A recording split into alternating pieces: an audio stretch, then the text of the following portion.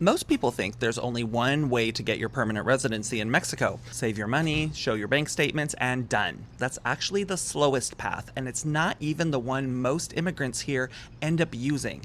There are about 5 different ways to get residency, and the one that's the fastest for you probably isn't the one you've heard about. So in this video, we are breaking down every single path, and what it actually costs, how long it takes, and which one fits your situation. For those that don't know me, my name is Mike Ginsberg. I've lived in Puerto Vallarta for 5 years, and I'm currently in the process of getting my Mexican citizenship, which means I already went through permanent residency myself. Quick thing before we start. Permanent residency is different from citizenship. Permanent residency lets you live and work here indefinitely. No renewals, no visa runs, but you're still a foreign national. Citizenship is the final step after that, and I've got a whole bunch of other videos on that process. This video is just getting to permanent residency, and there's more than one road there.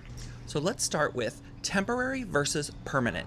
Most immigrants don't just jump straight into permanent residency. Some start on the temporary resident visa, which is valid for 1 to 4 years, and then either upgrade or let it convert. Only a small number of people qualify to apply for permanent residency directly from outside the country. So really you're choosing between the direct route and the long route, but both are legitimate depending on your situation.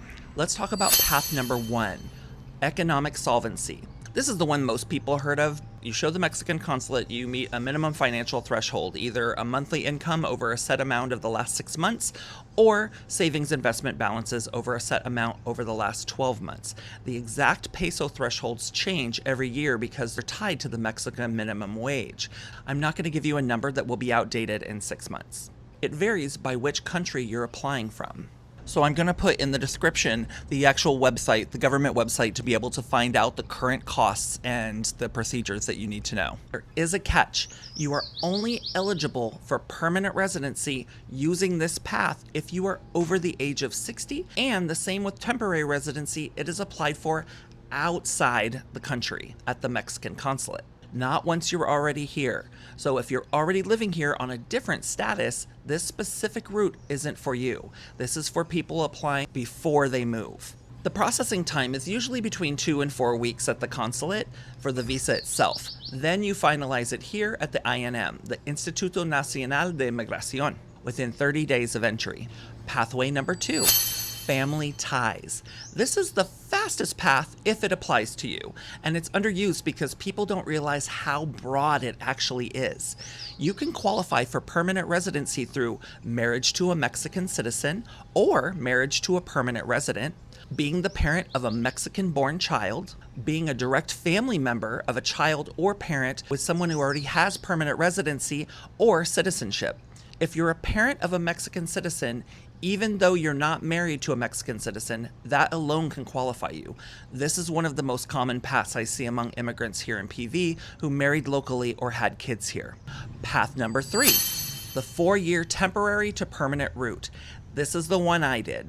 This is the slow and steady path. It's the one most digital nomads and remote workers end up on because they didn't qualify for the higher economic solvency numbers or came in on a different visa type.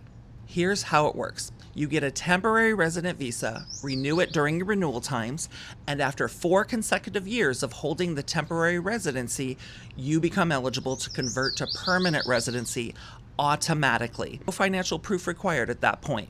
This is basically time served. It's slower, but predictable. It's the path with the least paperwork and stress year to year. You're just renewing. Path number 4. Retirees' pension income. This is one that a lot of people don't know about, and it probably falls under the financial solvency portion. It's just another way to be approved. But it deserves its own mention because the calculation is different. Pension income counts differently than salary income for the threshold. A lot of retirees don't realize the modest pension can qualify them directly for permanent residency instead of temporary. If you're retired, this is worth asking the consulate about specifically. Don't assume you need the same numbers as someone applying via salary. Path number 5. Investors and business owners. If you're forming a Mexican company, investing in Mexican real estate above a certain threshold, or bringing capital into a Mexican business that can also support a residency application, sometimes temporary first, sometimes permanent, depending on the investment size and structure. This one is genuinely case by case, and I'd recommend getting a Mexican immigration attorney if this is your route. Not because it's nearly impossible to do it yourself, but because the paperwork around the business investment visa is a different animal than the personal ones. This bird is so fucking distracting. Shh! Yeah! Suficiente! I just cannot win. I seriously cannot win outside. He's a very cute little bird, though. Okay, this is what nobody tells you. A few things that can trip people up: document translation and apostille. Anything not in Spanish needs to be a certified translation, and depending on the document, an apostille from your home country. A second note: you cannot work on a visitor visa. I know that sounds obvious, but people still try it, and it can jeopardize future applications. A third point: the permanent residency card doesn't expire, but you still have obligations. For instance, legally speaking, you can't be outside of Mexico for more than 18 months consecutively, or you risk losing your status. I'm not saying you will lose your status, but the government has the option of taking it away. Also, every INM office interprets the rules slightly differently. What worked for someone in Mexico City may not go exactly the same way in Puerto Vallarta. I suggest talking to someone who went through the specific local office if you can. So as I mentioned before, how I got my permanent residency, I took the long path of doing the 4-year temporary work visa. So I had my work visa for 4 years, and then I was able to just go and renew it for permanent residency. And I no longer needed work permission. I'm able to live and work permanently on my permanent residency visa. The one thing that was very nice is I didn't really have to prove anything other than turning in my old visa and getting my new one. The process was pretty straightforward, and it's relatively easy to switch from temporary to permanent. So if you're stressed out about that switch over from temporary to permanent, it's fine. It's relatively easy.